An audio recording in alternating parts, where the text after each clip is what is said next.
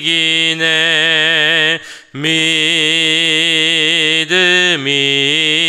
이기네 주 예수를 믿음이 온 세상 이기네 온 인류 마귀 괴율로 큰 죄에 빠지니 진리로 띠를 띠고서 늘 기도 드리세 참 믿고 의지하면서 겁 없이 나갈 때 주 예수 믿는 힘으로 온 세상 이기네 믿음이 이기네 믿음이 이기네 주 예수를 믿음이 온 세상 이기네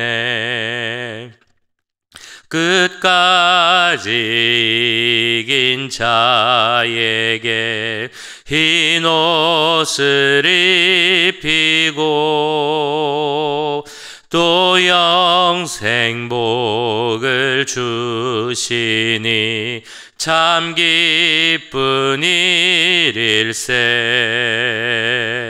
이 어두운 세상 지나서 저 천성 가도록 주 예수 믿는 힘으로 온 세상 이기네 믿음이 이기네 믿음이 이기네 주 예수를 믿음이 온 세상 이기네.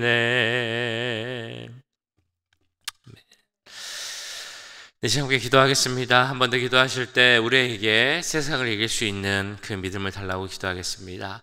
또한 이어서 우리 교육부 위해서 함께 기도할 텐데 우리 교육부, 우리 자녀들 믿음 가운데 성장하게 하시고 세상을 이길 수 있는 믿음을 우리 자녀들에게 허락해 달라고 기도하겠습니다. 우리 교육부 가운데 함께 하시고 더 부흥할 수 있게 해달라고 기도해 주시고 우리 사역자들 위해 기도하시고 특별히 우리 유초등부 엘레멘터리 스쿨 사역자 속히 청백될 수 있도록 이 시간 함께 기도하도록 하겠습니다. 사랑해 주님, 주 앞에 믿음으로 나아가길 기도합니다. 우리에게 큰 믿음 허락하여 주옵소서. 이 세상을 이길 수 있는 믿음 우리에게 주시길 기도합니다. 하나님, 우리 가운데 함께 하시고 하나님의 그 마지막 날 세상의 끝날까지 주 앞에 섰을 때 하나님께 칭찬받을 수 있는 그 믿음 우리에게 허락하여 주시옵소서. 세상을 이길 수 있는 믿음을 허락하여 주시옵소서. 우리 자녀들에게도 세상을 이길 수 있는 그 믿음을 허락해 주시기 원합니다. 이 험한 세상, 이 세상의 풍조 가운데, 문화 가운데 살아갈 때 세상에 휩쓸려 살아가는 것이 아니라 세상을 이길 수 있는 믿음을 우리 자녀에게 허락하여 주시옵소서.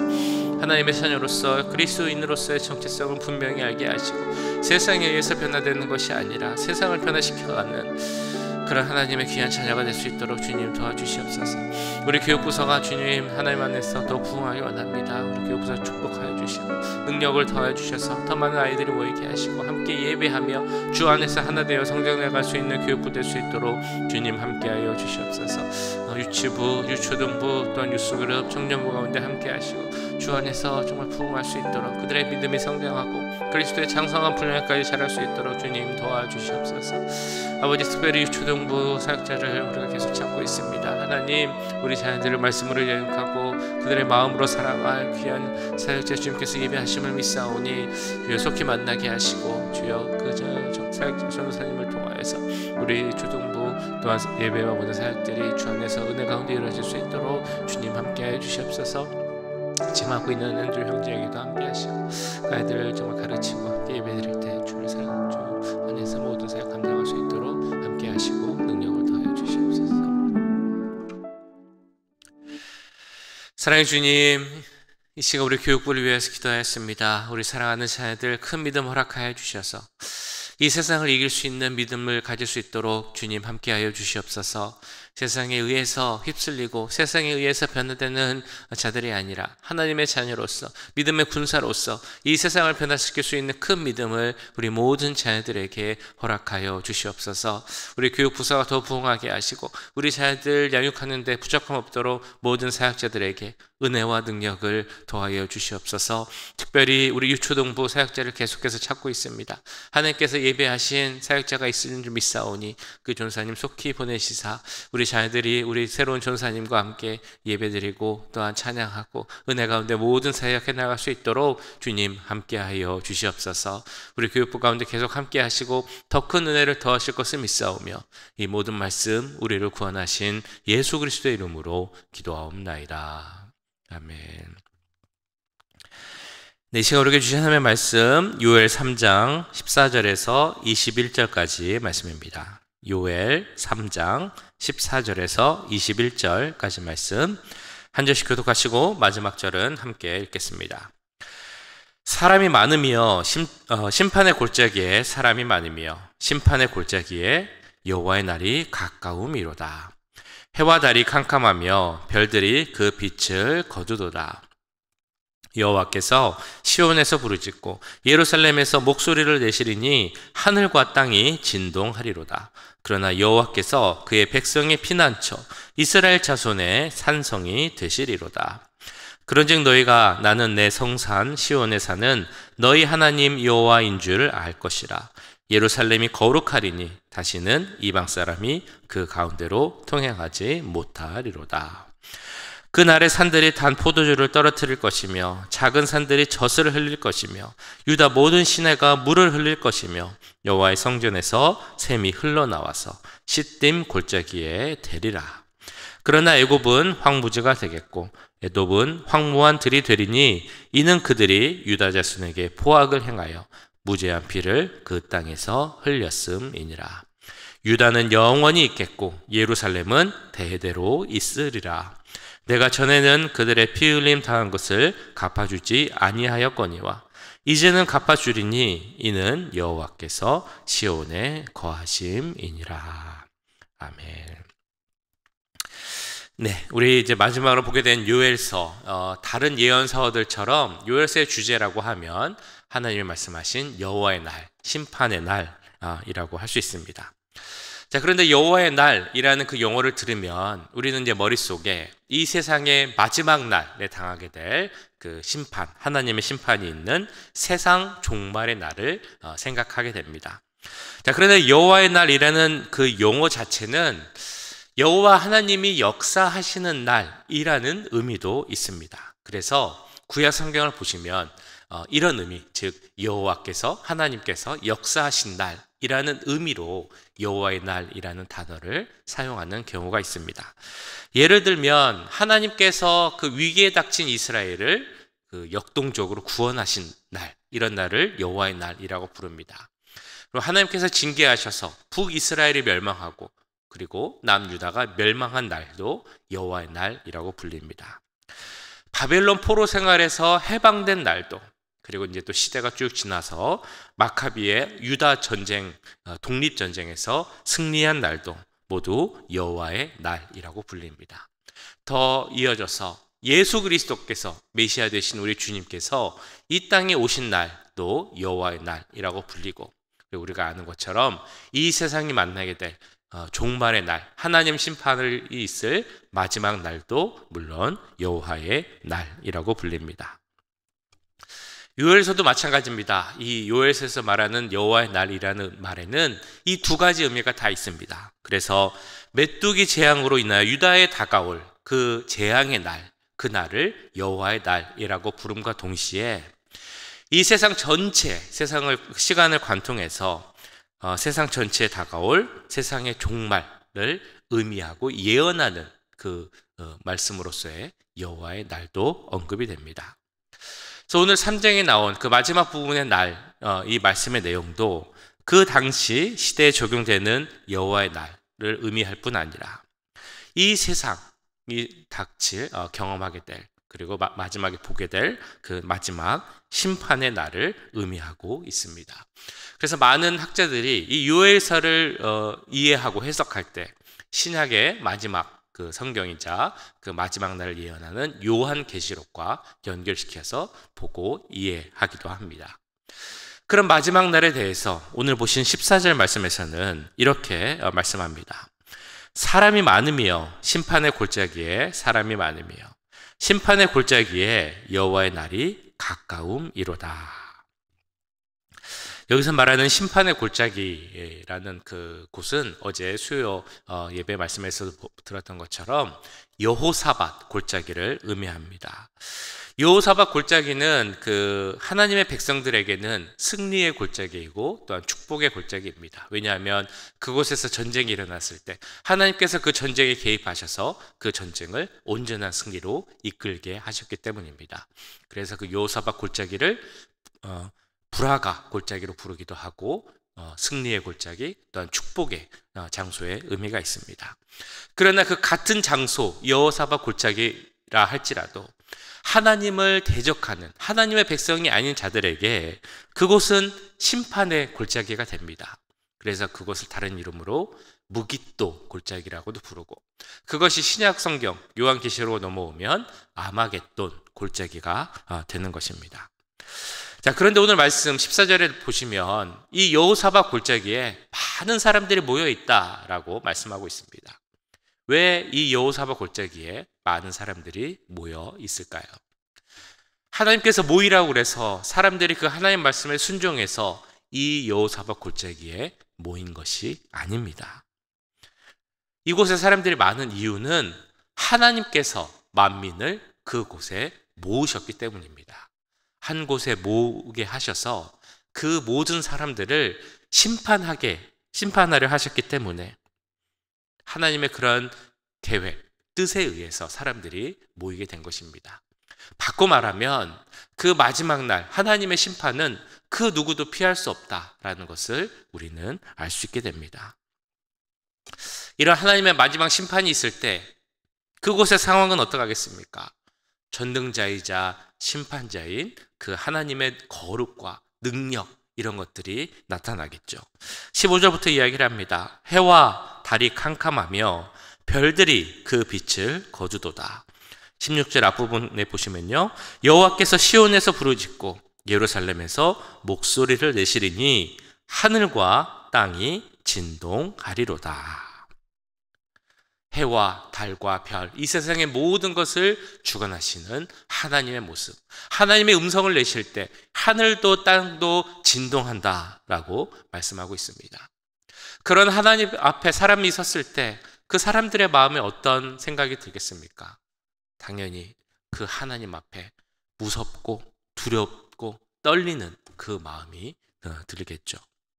그래야 그 무섭고 떨리는 순간에도 하나님의 백성에게는 약속된 축복이 있습니다. 그 여호사밧 골짜기, 심판의 골짜기지만 하나님의 백성들에게는 축복이 약속되어 있다라는 것입니다. 어떤 축복입니까? 오늘 말씀을 보시면 하나님이 우리의 피난처시자 산성이 되신다라는 그 약속의 말씀이 있습니다. 다시 16절, 17절을 보시면 이렇게 나오죠. 여호와께서 시온에서 부르짖고 예루살렘에서 목소리를 내시리니 하늘과 땅이 진동하리로다. 그러나 여호와께서 그의 백성의 피난처 이스라엘 자손의 산성이 되시리로다. 그런즉 너희가 나는 내 성산 시온에 사는 너희 하나님 여호와인 줄 알 것이라. 예루살렘이 거룩하리니 다시는 이방 사람이 그 가운데로 통행하지 못하리라. 그 심판의 날, 심판의 장소인 여호사밧 골짜기가 하나님의 백성들에게는 불화가 골짜기, 곧 승리와 축복의 골짜기가 될 수 있는 이유는 그 심판의 하나님께서 하나님의 백성들에게 산성이자 요새가 되어주시겠다라고 약속하셨기 때문입니다. 하나님이 그 백성에게 산성이자 요새가 되겠다라고 하신 그 말씀은 성경에 많이 나오죠. 대표적으로 사무엘하 22장 2절에 이렇게 나옵니다. 여호와는 나의 반석이시요 나의 요새시요 나를 위하여 나를 건지시는 자시요. 33절에서는 더 이렇게 강력하게 말씀합니다. 하나님은 나의 견고한 요새시며 나를 안전한 곳으로 인도하시며. 이 말씀은 여호와 하나님이 그 사랑하는 백성들의 신실한 구원자 그리고 보호자가 되심을 말씀하고 있습니다. 이 얼마나 은혜입니까? 특별히 요엘서에서 하나님이 우리의 산성이자 요새가 되신다라는 것은 더 특별한 의미가 있습니다. 왜냐하면 이 요엘서에서 강조하는 그 심판자이신 하나님, 하나님이 심판자이신데 그 같은 하나님이 나의 보호자이자 나의 산성이 되신다. 그러면 우리가 더 이상 바랄 것이 무엇이 있겠습니까? 심판자이신 하나님이 나의 구원자이가 되신다는 것, 그것만큼 더 큰 축복이 어디 있겠습니까?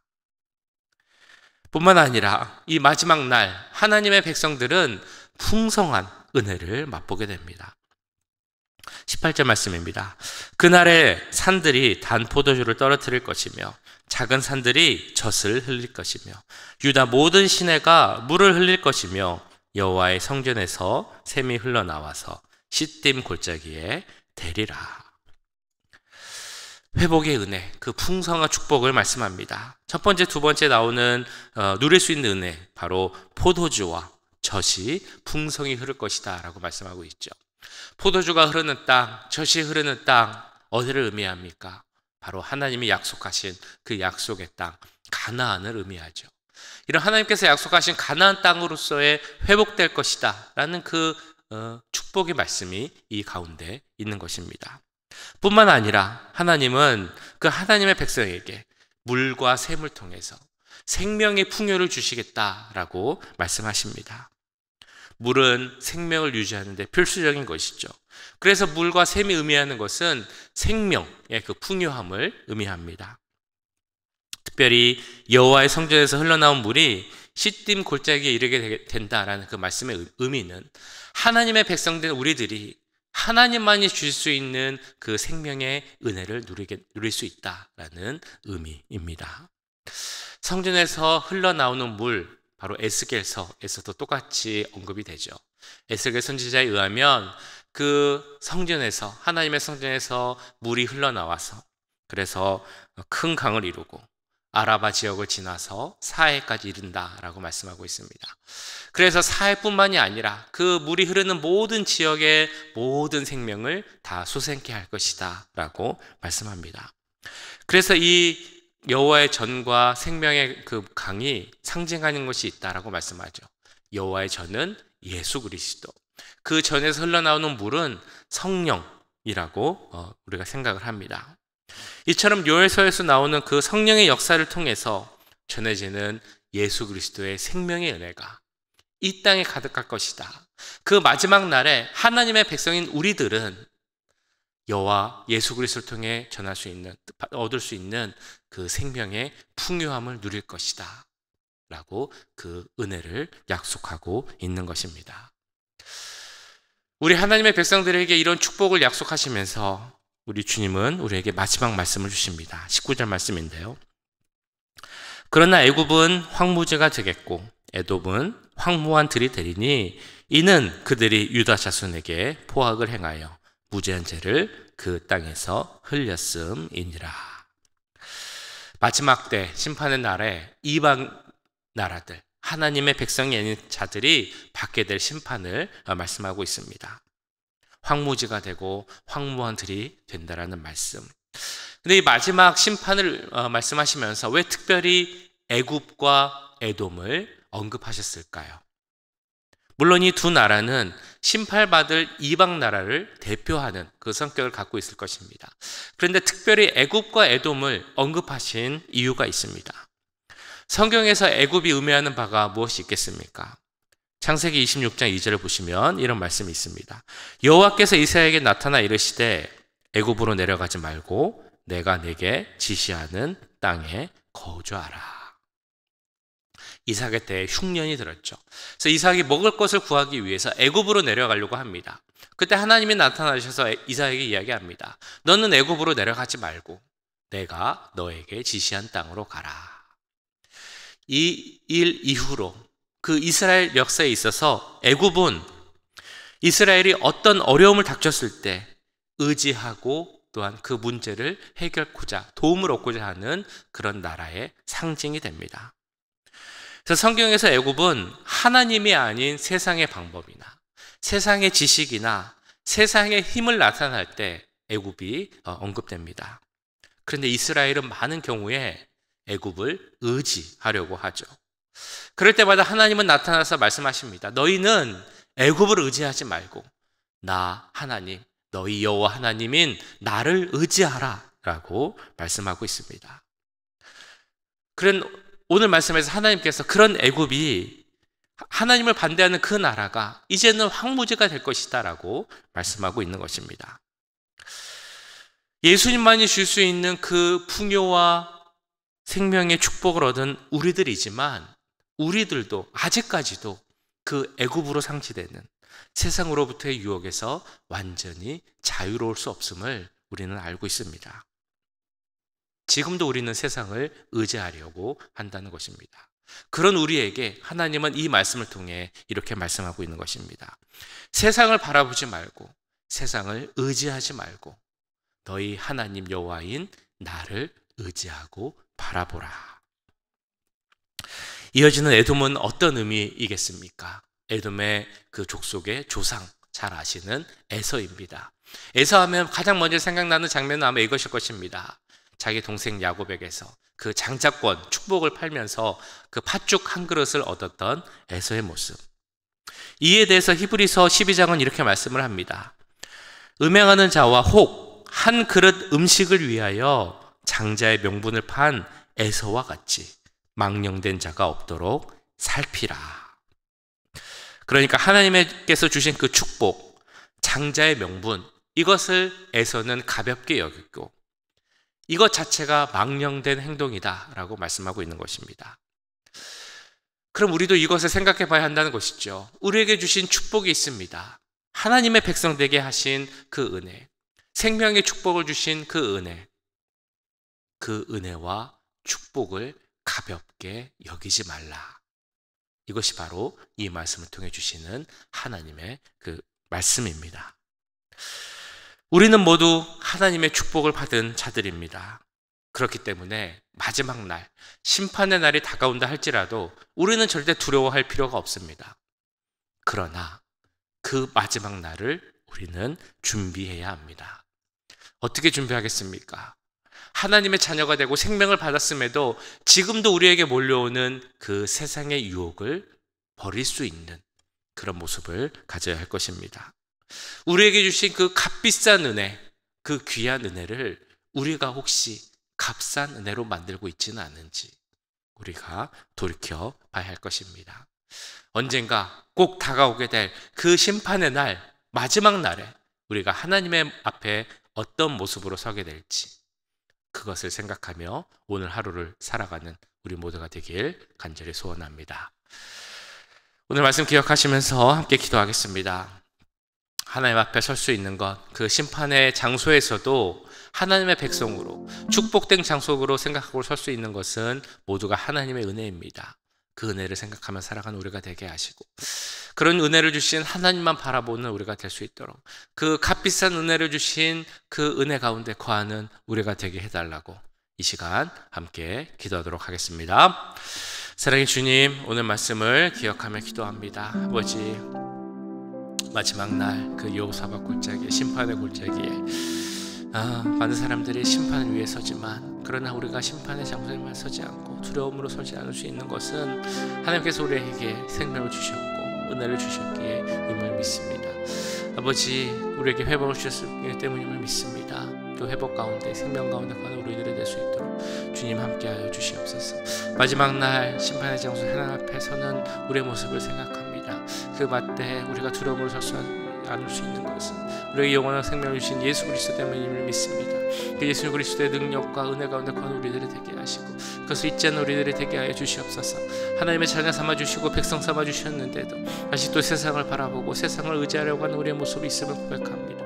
하나님, 세상을 바라보지 않게 하시고 하나님을 바라보는 우리들이 되게 하여 주시옵소서. 그 값비싼 은혜로 십자가 보혈의 그 귀한 능력으로 우리를 하나님의 자녀 삼아주셨는데 그것을 값싼 은혜로 바꾸는 우리의 삶의 모습들 되지 않게 하시고 하나님 앞에 정말 그 귀한 은혜를 바라보고 그 귀한 은혜를 나타내며 살아가는 우리의 모습들이 될 수 있도록 주님 도와주시옵소서.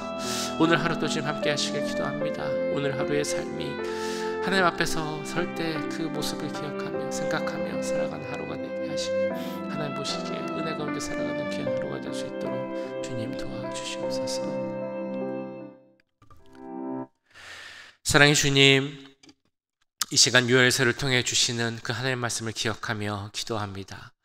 하나님 마지막 날, 그 심판의 날에 우리 모두는 사실 하나님 앞에 심판대에 서야 했고 그 심판을 통하여서 형벌을 받아야 할 존재임에도 불구하고 은혜 가운데 심판받지 않게 하시고 또한 은혜 받게 하심을, 생명을 얻게 하심을 감사드립니다. 그 생명을 얻은 자로서 살아가는 우리가 되게 하여 주시옵소서. 하나님 앞에 설 수 있는 은혜를 기억하는 우리들이 되게 하여 주시옵소서. 그 은혜의 그 귀한 은혜, 값비싼 은혜를 생각하며 살아가는 우리들이 될 수 있도록 주님 도와주시옵소서. 마지막 날에 하나님 앞에 섰을 때 어떤 모습으로 설지 생각하며 살아가는 우리들이 되게 하시고 예수 그리스도를 통해 주신 그 값비싼 은혜를 생각하며 그 은혜를 값싼 은혜로 바꾸지 않는 우리들이 될 수 있도록 주님 함께하여 주시옵소서. 오늘 하루도 주 앞에 올려드립니다. 오늘 우리 하루의 삶 가운데 함께 하시고 동행하여 주시사 하나님 기뻐하시는 그런 삶이 되게 하시고 하나님 주신 은혜 가운데 생명의 풍성함 가운데 그 귀한 축복을 누리며 살아가는 귀한 하루 될 수 있도록 주님 역사하여 주시옵소서. 지금은 우리 주 예수 그리스도의 은혜와 하나님 아버지의 무한하신 사랑하심과 성령 하나님의 감화 감동 역사 교통하심이 하나님께 은혜 받은 자로서 그 심판의 골짜기가 축복의 골짜기가 됨을 믿고 우리에게 허락하신 생명의 풍성함을 누리며 살아가길 원하는 이 자리에 함께한 모든 주의 자녀들과 그 가정과 직장, 우리 교회 위에 지금부터 영원까지 함께 하시길 간절히 축원하옵나이다. 아멘.